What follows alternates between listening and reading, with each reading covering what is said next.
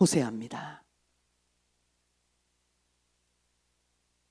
하나님의 말씀 구약 성경 호세아 우리 1장 1절부터 9절까지 말씀, 구약 성경 페이지 1257페이지 1257페이지 호세아 1장 1절부터 9절입니다.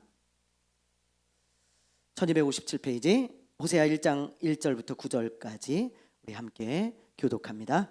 우시아와 요담과 아하스와 히스기야가 이어 유다 왕이 된 시대, 곧 요아스의 아들 여로보암이 이스라엘 왕이 된 시대에 부엘리의 아들 호세아에게 임한 여호와의 말씀이라.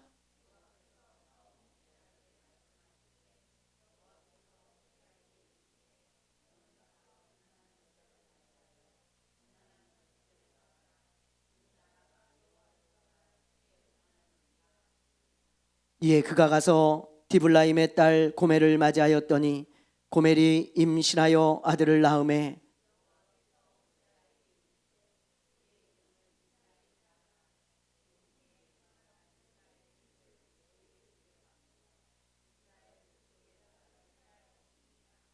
그날에 내가 이스라엘 골짜기에서 이스라엘의 활을 꺾으리라 하시니라.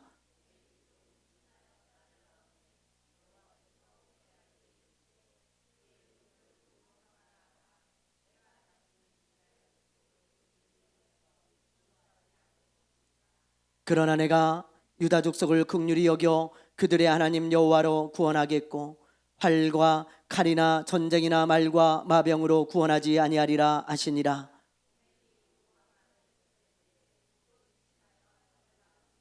같이 합니다. 여호와께서 이르시되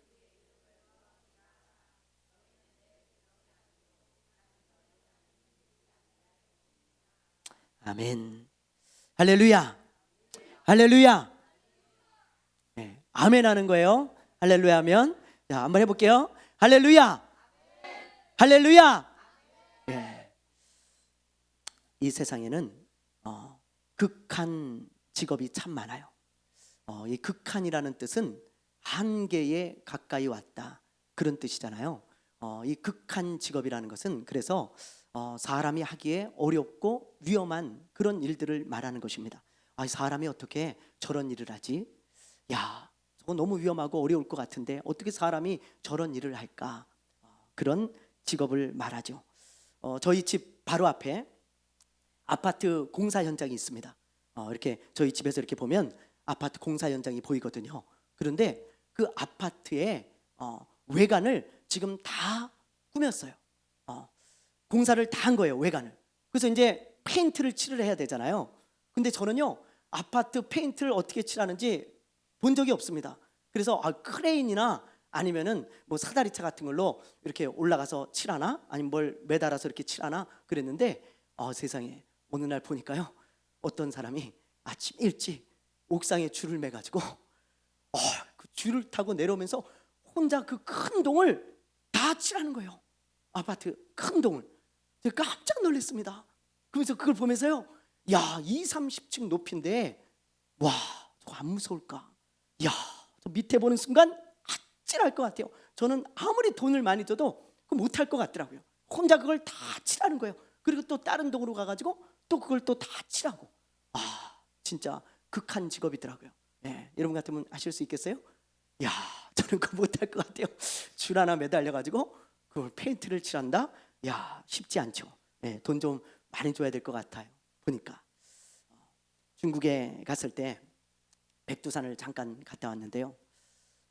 그 백두산 가보니까 높잖아요. 굉장히 높습니다.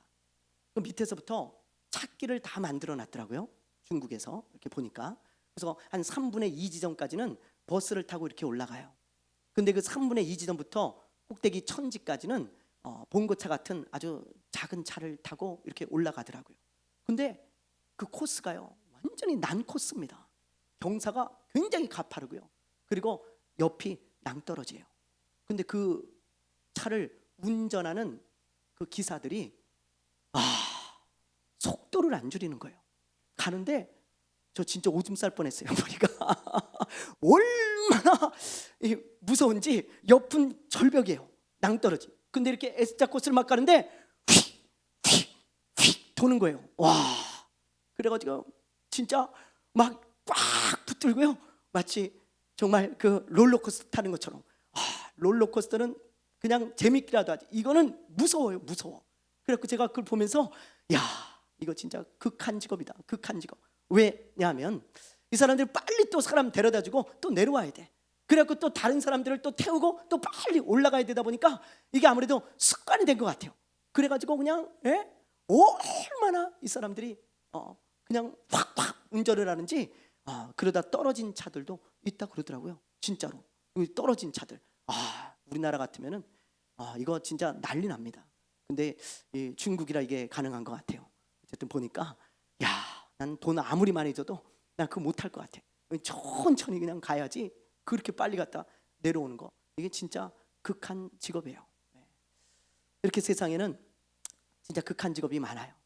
그런데 제가 이렇게 오늘 말씀에 나오는 이 호세아 선지자를 볼 때마다 느끼는 게, 이 선지자는 진짜 극한 직업이다. 정말 극한 직업이에요. 그런 생각이 들어요. 왜 선지자가 극한 직업인가? 그 이유를 제가 말씀을 보면서 여러분들과 함께 설명을 해드리겠습니다. 자, 우리 한번 1절 말씀을 우리 한번 볼게요. 1절 말씀. 자, 우리 한번 보겠습니다. 1절 말씀 시작.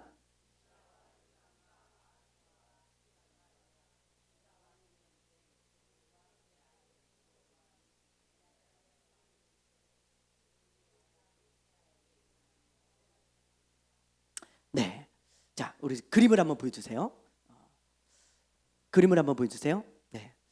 여러분들이 이제 이 정도는 이제 여러분 다 아실 거예요. 구약을 볼 때 배경을 잘 아셔야 됩니다. 자, 이스라엘의 초대 왕은 사울이에요. 그리고 다윗 왕, 솔로몬 왕까지 이렇게 이어지다가 솔로몬이 죽고 나서, 이때가 이제 BC 930년 경인데, 이때 이제 나라가 두 개로 나눠지잖아요. 우리나라처럼. 그렇죠? 그래서 북쪽은 북이스라엘이라고 하고, 그 다음에 밑에는 남유다라고 합니다. 줄여서 그냥 남쪽은 유다, 위쪽은 이스라엘 이렇게도 부르고 에브라임 이렇게도 불러요. 그래서 이렇게 이제 나누어지게 되는데, 이 호세아는 요 북이스라엘에서 사역한 선지자예요. 남유다가 아니고 북이스라엘에서 사역한 선지자입니다. 아모스라든지 호세아는 북이스라엘에서 사역을 했어요. 근데 이 호세아가 사역할 때가 언제냐? 지금 읽은 말씀 1절에 보면 여로보암 왕이라고 나오죠. 여로보암 왕이 두 사람이에요. 처음에 북이스라엘의 왕이 된 사람이 여로보암이고요. 그 중간에 또 여로보암 왕이 있습니다. 그래서 여로보암 2세라고 하거든요. 이 여로보암 2세 때에 호세아가 부름을 받고 사역을 시작하는데, 이 여로보암 2세 통치 말기에 호세아가 활동을 하는 거예요. 그때가 언제냐? BC 약 한 755년 경입니다. 그러면 보세요, 여러분. 자, 이런 걸 이제 여러분들이 아셔야 이해가 잘 되는 거예요. 북이스라엘이 언제 멸망하냐면 BC 722년이에요. 그러면 BC 약 한 755년, 50년 경이면 한 3, 40년 후면 나라가 망하죠. 그렇죠? 네. 그러니까 하나님은 나라가 망하기 직전에 집중적으로 선지자들을 보내서 하나님의 말씀을 쏟아붓는 것을 보게 되어집니다. 왜요? 기회를 주시는 거예요. 기회를, 돌이킬 기회를. 호세아가 그때 부름을 받아서 이제 3, 40년 후면 나라가 망해. 그 얼마나 간절한 마음으로, 애타는 마음으로 하나님의 말씀을 선포하고 전했겠어요. 그런데 그냥 하나님의 말씀만 하나님이 선포하게 하신 것이 아니고, 하나님께서 말도 안 되는 어떤 명령을 하나 하십니다. 호세아가 볼 때는 이게 도저히 이해가 안 되는 거예요. 자, 하나님 어떤 말씀을 하셨는지 우리 한번 2절 말씀을 우리 한번 볼게요. 2절 말씀 읽어봅니다. 2절 시작. 여호와께서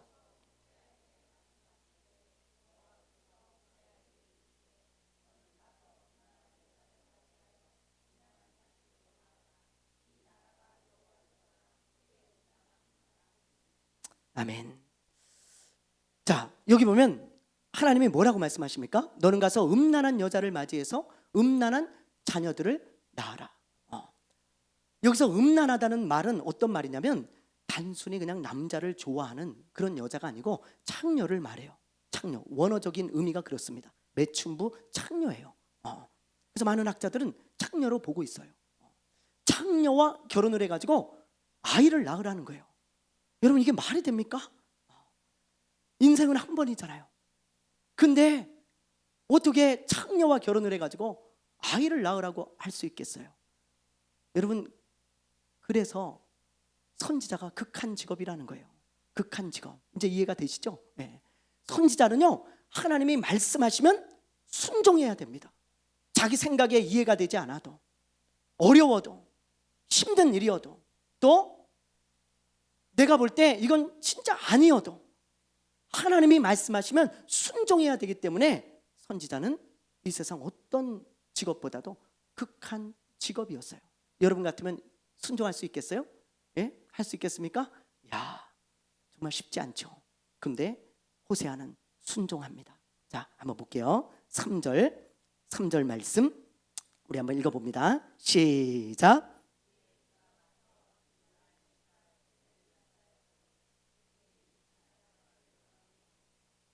보세요. 호세아가 고멜이라는 창녀와 결혼을 해요. 그래가지고 아들을 낳죠. 아들을 3명의 자녀를 낳는데 첫째가 이스르엘이라고 하는 아들입니다. 이스르엘, 하나님이 흩으셨다는 뜻이에요. 예사롭지 않죠? 네. 메시지가 있는 거예요. 이스라엘을 내가 이제 흩어버리겠다라는 뜻이죠. 그리고 두 번째는 딸을 낳습니다. 딸의 이름이 롤루하마예요. 롤루하마. 내가 긍휼히 여기지 않겠다. 셋째가 로암미입니다. 로암미. 너희는 내 백성이 아니다. 그렇게 셋을 낳아요. 여러분, 이 호세아는 이렇게 순종했어요. 참 어려운 순종이죠. 진짜 저 같으면요, 이거 순종 못할 것 같아. 근데 호세아는 진짜로 창녀하고 결혼을 해가지고 아이 셋을 낳아요. 참 보면 볼수록 놀랍습니다. 대단해요. 네. 극한 직업 맞죠? 네. 맞죠? 그죠? 네. 그런데 그렇게 아이를 낳고 나서 무슨 일이 일어나는가 한번 봅시다. 우리 호세아서 3장 1절이에요. 세번역 성경으로 우리 한번 읽어볼게요. 자, 시작. 주님께서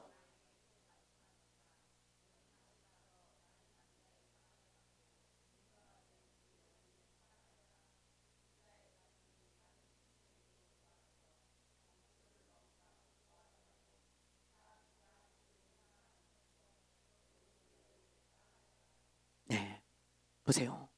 누구나 예상하던 일이 일어나죠. 어떤 일이 일어납니까, 여러분? 예? 이 고멜이 호세아를 버리고 다른 남자에게로 간 거예요. 호세아를 버리고 다른 남자 품에 안겨 있는 고멜을 보게 되어집니다. 아니, 애 셋을 낳는데도 그렇게 도망쳐서 다른 남자 품에 있어요. 그러니까 정말 아직도 습관을 못 고치는 거예요. 제 버릇 남 못 주죠, 여러분. 그런 고멜의 모습을 우리가 보게 되어집니다. 그런데 하나님이 뭐라 그래요? 이 3장 1절에 보면 하나님 뭐라 그래요? 얘야, 다시 가서 그 고멜을 데리고 와라. 그리고 그 여인을 사랑해라. 그렇게 말씀하시죠. 야, 결혼까지는 어떻게 하겠는데 자기가 싫다고 다른 남자 품으로 도망간 그 여인을 다시 데리고 와가지고 사랑을 해주래요. 사랑을 해주래. 여러분 어떻게 하겠어요? 여러분 할 수 있겠습니까? 할 수 있겠어요? 저 같으면 이럴 것 같아요. 하나님, 제가요 진짜 결혼까지는 어떻게 했습니다. 근데 저 싫다고 또 다른 남자한테 간 그 여자를 데리고 와가지고 또 사랑을 하라고요? 하나님, 그 여자 또 도망갑니다. 두고 보십시오. 네. 사람 고쳐 쓰는 거 아닙니다. 하나님, 저 같으면 아마 하나님께 제가 그랬을 것 같아요. 하나님, 사람 고쳐 쓰는 거 아닙니다. 나 그거 도저히 자신 없습니다. 또 도망갈 거 뻔한데 그런 여자를 또 데려와가지고 또 사랑하라고요? 난 하나님 그거 못합니다. 그리고 거부했을 것 같은데, 근데 이 호세아 선지자는 그걸 또 하네요. 그걸 또 순종합니다. 데리고 와가지고 그 여인을 사랑하며 살아가는 거예요. 그렇다면 여러분, 하나님은 왜 호세아에게 이런 말도 안 되는 명령을 하셨을까요? 호세아에게 왜 하나님은 이런 말도 안 되는 명령을 하셨을까? 왜 창녀와 결혼을 하라고 하셨고, 왜 도망간 여자를 다시 데리고 와가지고 살아가며 살라고 하는 그런 말도 안 되는, 할 수 없는 그런 명령을 하셨을까? 여러분, 왜 하셨을까요? 이유는 딱 하나예요. 그게 뭐냐? 호세아에게 하나님의 마음을 알게 해주기 위함입니다. 호세아에게 하나님의 마음을 알게 해주고 싶은 거예요. 그래서 그 마음을 가지고 이스라엘 백성들에게 좀 선포하고 전하라는 거예요. 얘야, 너 고멜하고 살아보니까 어떠니? 네 마음이 어떠니? 하나님, 미치겠어요. 아니, 어떻게 저런 여자하고 살으라고 저한테 그렇게 말씀하셨습니까? 그냥 갔다가 내다 버리고 싶습니다. 진짜 도저히 사랑할 수가 없습니다. 주님, 나 너무 힘들어요. 그렇게 투정하는 호세아에게 하나님이 아마 이러셨을 거예요. 얘야, 그게 내 마음이야. 그게 내 심정이야. 내가 이스라엘을 진짜 내 아내처럼 사랑했다. 내 아내처럼 정말 사랑했다. 그런데 저들은 나를 떠나 저 우상에게만 가는구나. 저 우상의 품에만 안겨 있는구나. 그리고 저 우상을 사랑하는구나. 그러니 내 마음이 어떻겠니? 내 마음이 찢어지지 않겠니? 그러나 나는 그들을 또 데려와서 내가 사랑한다. 또 도망치면 또 데려와서 사랑한다. 얘야, 이 마음을 이스라엘 백성들에게 전하지 않겠냐? 호세아가요, 그때서야 하나님의 마음을 깊이 이해하는 거예요. 깊이. 자기가 그걸 경험해 보니까, 하나님의 마음이 이렇게 찢어지는구나. 그걸 경험하고 이스라엘 백성들에게 그 하나님의 애끓는 마음을 선포하고 전합니다. 호세아는 결국 이 북이스라엘이 멸망하는 것을 보게 되어지죠. 그러나 그는 끝까지 그 하나님의 마음을 가지고 선포하고 전했어요. 여러분, 우리는 이걸 보면서 하나님의 마음을 깊이 깨달아야 됩니다. 하나님의 마음을. 하나님은요, 짝사랑하는 것을 결코 원치 않으세요. 결코 원치 않으세요. 저는 호세아를 볼 때마다 짝사랑, 그 세 글자가 생각나요. 짝사랑. 하나님의 짝사랑. 하나님이 이스라엘을 얼마나 사랑하셨는지 몰라요. 정말 사랑하셨어요. 근데 이스라엘 백성들은 항상 도망치는 거예요. 하나님으로부터 우상에게로 갑니다. 하나님은 또 데려오죠. 또 사랑하십니다. 또 도망칩니다. 또 데려오십니다. 하나님의 끝없는 짝사랑, 마음 아픈 짝사랑, 애끓는 짝사랑, 그게 하나님의 사랑입니다. 그렇다면 하나님이 이스라엘만 사랑하실까요? 아니에요. 하나님은 저와 여러분도 얼마나 사랑하시는지 몰라요. 그렇죠? 어느 정도 사랑하시냐? 하나뿐인 자기 아들 예수 그리스도를 우리에게 주셔서 십자가에서 죽이실 만큼 우리를 사랑하세요. 하나님의 아들을 나를 위해 죽이셨다고. 그래서 하나님이 우리를 얼마나 사랑하시는지 그걸 보여주셨어요. 그 정도로 하나님이 우리를 사랑하십니다.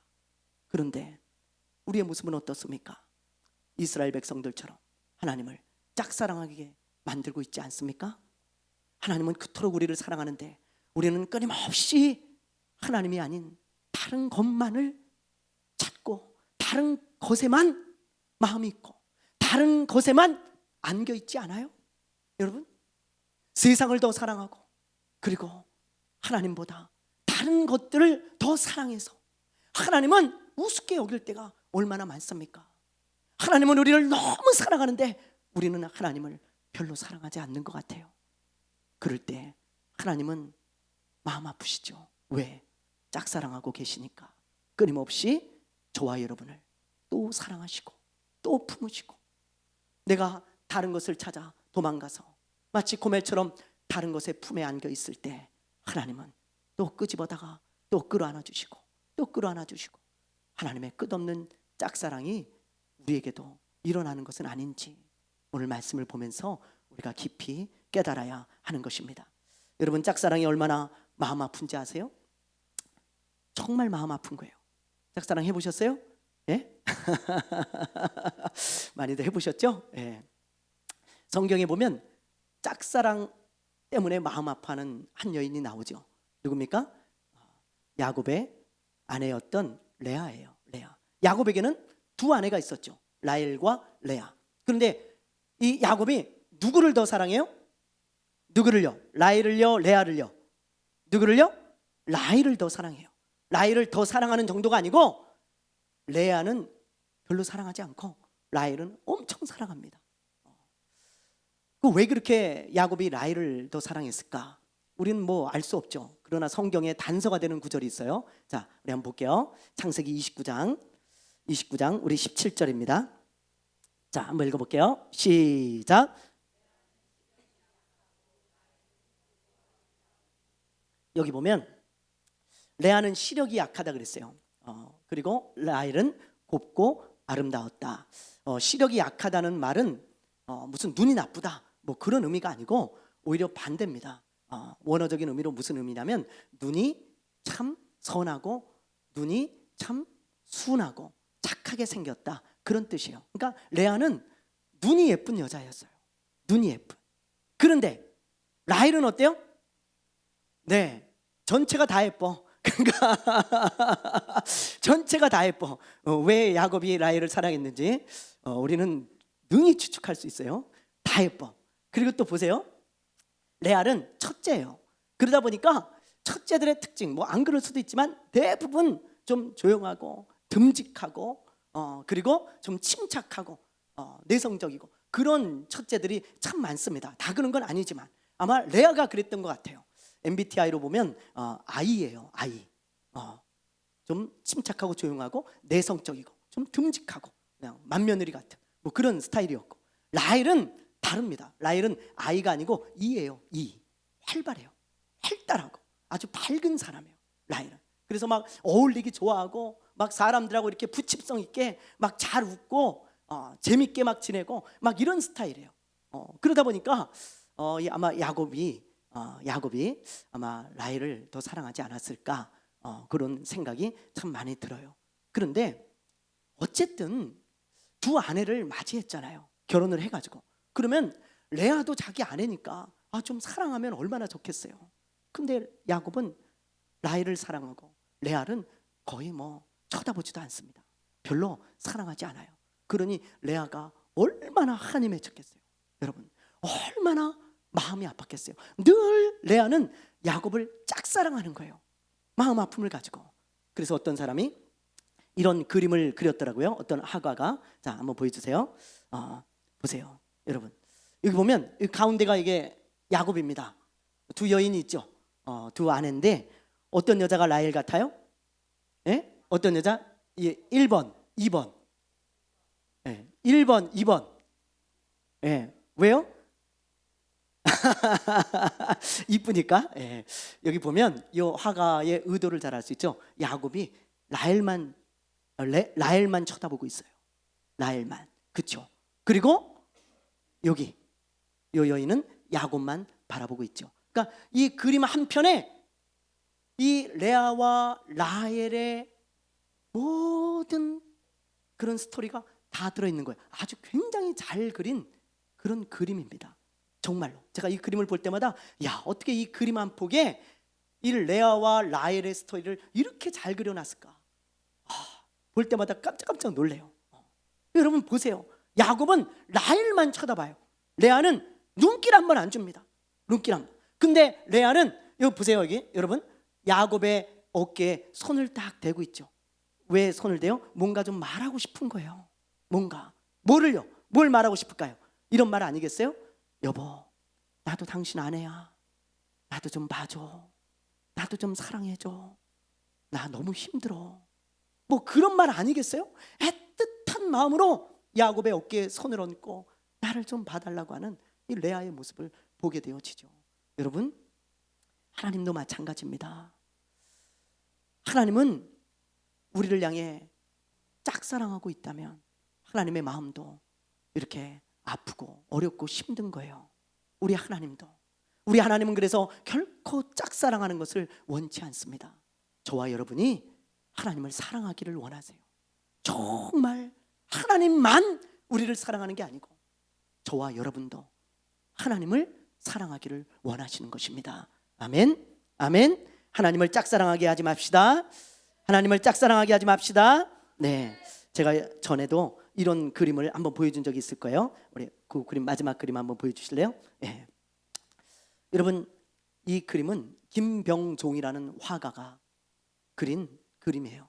전에도 한번 보여드렸죠? 네. 이 그림의 제목이 뭘까요? 네? 네, 예수님이죠. 딱 봐도. 근데 이 그림의 제목이 뭐냐면 바보 예수예요. 바보 예수.